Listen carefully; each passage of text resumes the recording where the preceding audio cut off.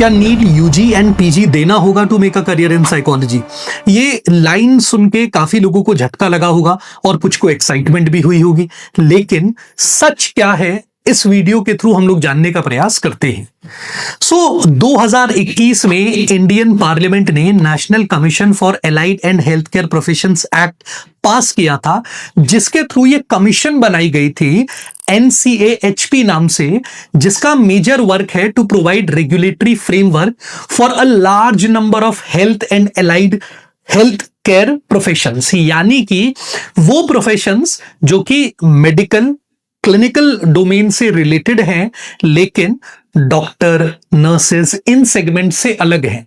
यानी कि साथ तो ये हेल्थ केयर प्रोफेशन के तौर पे आते हैं काम, लेकिन बहुत राइट तरीके से रेगुलेटेड नहीं है, काफी बिखरे हुए हैं, कोई एक स्टैंडर्ड सेट नहीं है उनकी ट्रेनिंग का, एंट्री रिक्वायरमेंट का। इन सारी चीजों को मैनेज करने के लिए NCAHP का गठन करा गया। इसमें साइकोलॉजी भी एक एलाइड और हेल्थ केयर प्रोफेशन की तरह ऐड करी गई थी, जो कि एक मेजर कैटेगरी के अंदर आता है, जिस कैटेगरी का नाम है community care, behavioural health and other professionals. तो इस कैटेगरी में साइकोलॉजी भी एडेड है।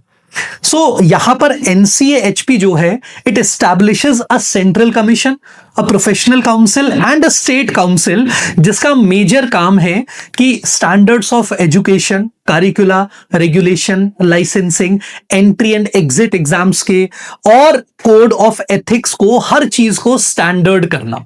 अब इसकी जरूरत क्या है?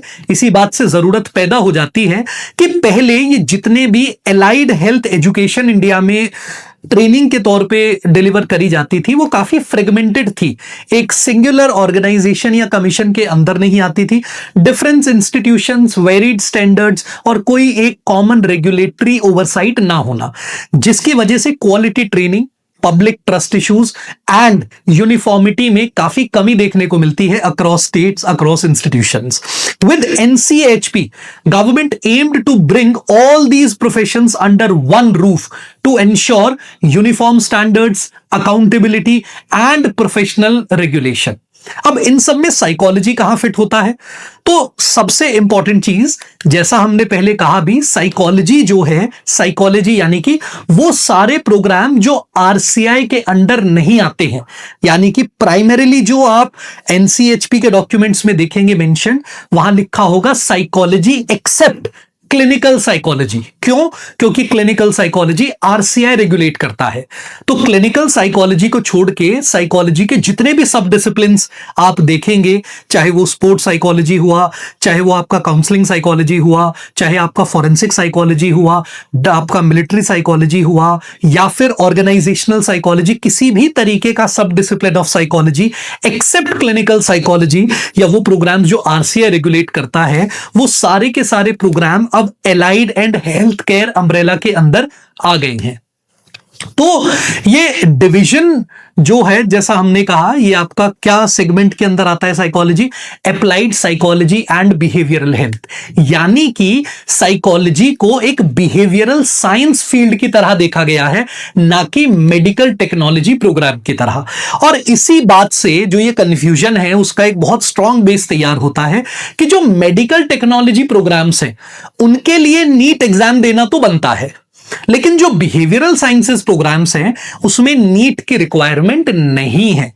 तो आने वाले समय में साइकोलॉजी में और बेहतर बदलाव होंगे, यानी कि NCAHP कुछ ऐसे स्पेसिफिक प्रोग्राम्स लेके आएगी, जैसे BSc साइकोलॉजी। इन सब के अलावा वो एक और प्रोग्राम पे काम कर रही है जिसका नाम है BSci। तो कुछ और स्पेशलाइज्ड प्रोग्राम्स बनाने का प्रयास किया जा रहा है, जो कि बिहेवियरल साइंस और मेडिकल टेक्नोलॉजी के कहीं बीच में हो, ज्यादा स्ट्रांगली रेगुलेटेड हो, और जिसका कोर स्टार्ट से लेके एंड तक इंटरवेंशन बेस्ड, प्रैक्टिकल और मेंटल हेल्थ में ग्राउंडेड हो। लेकिन अभी के जो मेजरली प्रोग्राम्स है, जैसे आप BA प्रोग्राम हो गया आपका जनरल, या BA ऑनर्स हो गया, या BA आपका BSc प्रोग्राम्स हो गए, आपके BSc जनरल प्रोग्राम्स हो गए, ऑनर्स प्रोग्राम्स हो गए, ये सब बिहेवियरल साइंस का पार्ट है, ना कि मेडिकल टेक्नोलॉजी का। तो बिहेवियरल साइंस का जो कोर फ्रेमवर्क है, यानी कि यहां पर साइकोलॉजी को कैसे देखा जा रहा है, एक बिहेवियरल साइंस की तरह, जिसका प्राइमरी फोकस है असेसमेंट पर, काउंसलिंग पर, बिहेवियरल चेंज पर, कम्युनिटी मेंटल हेल्थ पर, social determinants and evidence based interventions, यानी कि रिसर्च, एनालिटिक्स, एकेडमिया, इन सब पर काफी स्ट्रॉन्ग फोकस रहेगा। तो अब आ जाते हैं इस पूरी बात के मुद्दे पर। ये तो हमने बात करी एनसीएचपी की, एनसीएचपी के अंडर साइकोलॉजी की। अब एक सर्कुलर रिलीज करा गया 19 नवंबर को, और इस सर्कुलर में ये कहा गया कि जो स्टेट काउंसिल्स हैं, जो सेंट्रल काउंसिल्स हैं, उनको अपडेट करा जाता है कि हमने, यानी कि एनसीएचपी ने 13 करिकुलम्स अपडेट कर दिए हैं हमारे ऑफिशियल वेबसाइट पर।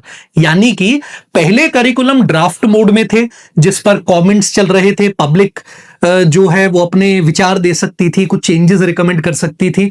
तो वो सब ओवर होके अप्रूव फाइनल फॉर्म में करिकुलम्स ला दिए गए हैं। तो कोई भी ऐसा इंस्टीट्यूट, सेंटर, कॉलेज, यूनिवर्सिटी जो वो प्रोग्राम्स जो इस साइकोलॉजी के अंडर या उन 13 करिकुलम्स जो अप्रूव हुए हैं उनके अंडर आते हैं या उनको डिलीवर करते हैं, उन सबको बता दिया जाए कि ये करिकुलम है और इस करिकुलम के लाइन पे आपको अपने प्रोग्राम को अपडेट करना है, अपग्रेड करना है।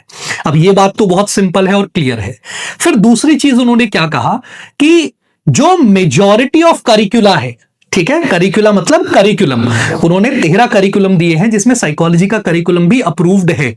तो इन 13 करिकुलम में से मेजॉरिटी ऑफ करिकुलम्स जो हैं उसमें नीट की एलिजिबिलिटी को कंपलसरी कर दिया है। यानी कि आपके काफी सारे मेडिकल टेक्नोलॉजी के जो डोमेन्स हैं, जिसमें मेडिकल इंटरवेंशन है या ऐसे डिवाइसेस से आप डील कर रहे हैं जो कि मेडिसिनल साइंस में काफी इंपॉर्टेंट रोल प्ले करते हैं, पेशेंट्स और उनकी हेल्थ केयर में काफी इंपॉर्टेंट रोल प्ले करते हैं, उन सभी के प्रोग्राम्स के अंदर नीट को कंपलसरी कर दिया गया है। तो ये उन इंस्टीट्यूट्स, उन प्रोग्राम्स के लिए एक अपडेट दी गई थी। लेकिन इसमें सबसे इंपॉर्टेंट चीज क्या ध्यान देने वाली है? मेजॉरिटी ऑफ करिकुला, ठीक है, ये पहली चीज। दूसरा चीज, सिंपल अगर हम पूछें या सिंपल अगर जवाब दें तो नीट आपको नहीं देना है साइकोलॉजी में यूजी और पीजी एडमिशंस के लिए। लेकिन भविष्य में कुछ ऐसे अपडेट्स जरूर आएंगे जिसके अंदर साइकोलॉजी के स्पेशलाइज्ड प्रोग्राम्स होंगे, और हो सकता है कि वो प्रोग्राम्स कुछ नीट के अंदर भी डालने का प्रयास किया जाए, क्योंकि एक यूनिफॉर्मिटी, एक स्टैंडर्ड लेके आना चाहते हैं, तो एंट्री रिक्वायरमेंट पे भी लेके आना चाह रहे होंगे। लेकिन आज में, अभी में जो प्रोग्राम्स एग्जिस्ट करते हैं उनमें ये चीज लागू नहीं है। पावर विद इन साइकोलॉजी की टीम ने थॉरली सर्कुलर को असेस किया, उसके बाद में 13 करिकुलम्स को डिटेल एनालाइज किया। पूरा का पूरा एनालिसिस करने के बाद में हम लोगों ने पूरा लिस्ट निकाला है किसमें नीट कंपलसरी मार्क करा गया है, किसमें नीट नहीं मेंशन्ड है उनके करिकुलम में, ठीक है। तो यहां पर इसी बात को कंटिन्यू करते हुए आपको क्या ध्यान देना चाहिए कि नीट साइकोलॉजी पे क्यों अप्लाई नहीं होता है। Let's understand the logic behind it. तो साइकोलॉजी एक मेडिकल टेक्नोलॉजी प्रोफेशन नहीं है। इसका काम primarily cognition, behaviour, emotion and adaptations पे होता है। दूसरा चीज, साइकोलॉजी का जो करिकुलम है वो बिहेवियरल साइंस ओरिएंटेड है, यानी कि बिहेवियरल साइंस की ओरिएंटेशन को फॉलो करता है, और ये क्लिनिकल डायग्नोसिस या मेडिकल प्रोसीजर के लिए नहीं है, क्योंकि क्लिनिकल साइकोलॉजी का पूरा सेगमेंट आरसीआई मैनेज करता है, और आरसीआई खुद क्लिनिकल साइकोलॉजी को नीट एग्जाम के अंडर नहीं रख रहा है। तो ये एक मेजर पॉइंट और सामने आता है। दूसरा, साइकोलॉजी के एडमिशंस जो हैं वो अभी भी आपका यूजीसी हायर एजुकेशन सिस्टम के अंडर रहेंगे, यानी कि बैचलर्स के लिए सीयूईटी पीजी या फिर इंडिपेंडेंट कॉलेजेस और यूनिवर्सिटीज के एग्जाम्स देने पड़ेंगे, और मास्टर्स के लिए सीयूईटी पीजी या फिर इंडिपेंडेंट यूनिवर्सिटीज के आपको एग्जाम्स देने पड़ेंगे। तो इन चीजों के साथ में आपको क्लैरिटी होना चाहिए।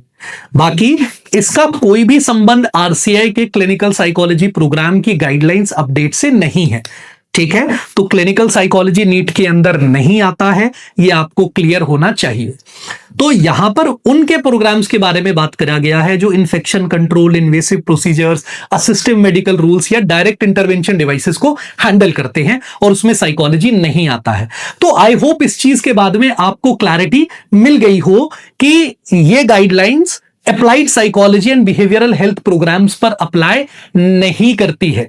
तो ये क्लैरिटी प्लीज आप लीजिएगा, ज्यादा से ज्यादा लोगों को ये इंफॉर्मेशन दीजिएगा ताकि मिस इंफॉर्मेशन कम फैले और क्लैरिटी ज्यादा आए। तो आने वाले समय में चेंजेस आएंगे, मगर ये चेंजेस आज के लिए नहीं है। मेरी जानकारी पर मत जाइए, किसी और की जानकारी पर मत जाइए, ऑफिशियल एनसीएचपी की वेबसाइट पर जाइए, सर्कुलर को देखिए, सर्कुलर को ध्यान से समझिए बिना ओवरवेल्म हुए, और फिर उनके जाके करिकुलम्स को फॉलो करिए, ठीक है। तो इस चीज के लिए मैं आपको थोड़ी सी जानकारी इस चीज पे ये भी देना चाहूंगा कि ये 13 प्रोग्राम्स क्या हैं और इन 13 प्रोग्राम्स में नीट की रिक्वायरमेंट कहां कहां आती है। तो जब आप एक एक करिकुलम को देखेंगे तो जैसे ऐसे प्रोग्राम जिसमें नीट कंपलसरी या रिक्वायर्ड कर दिया है वो है आपका emergency medical technologist, advanced care paramedics, आपका occupational therapy, medical laboratory sciences, physiotherapy, optometry, nutrition and dietetics, medical radiology and imaging technologies, physician associates, इन सब के लिए नीट कंपलसरी कर दिया गया है। और जैसे डायलिसिस थेरेपी टेक्नोलॉजी है, इन सब में नीट ऑप्शनल कर दिया गया है। और जहां पर नीट की रिक्वायरमेंट नहीं है उन प्रोग्राम्स के अंदर जैसे radiotherapy technology, health information management, और इसके अंदर एक और प्रोग्राम है applied psychology and behavioural health. तो ऐसी ही और डिटेल्स के लिए आप विजिट कर सकते हैं पावर विद इन साइकोलॉजी की वेबसाइट powerwithinpsychology.com। और पावर विद इन आपको हमेशा क्लैरिटी, एक्यूरेसी और एक्सपर्टीज प्रोवाइड करेगा। Thank you so much. और आपकी जो भी क्वेरी रहती है, जो भी डाउट रहता है, कमेंट सेक्शन में जरूर मेंशन करिएगा। हम प्रयास करेंगे कि आपके सभी कमेंट्स का राइट तरीके से, राइट समय पर रिप्लाई किया जा सके। Thank you so much everyone.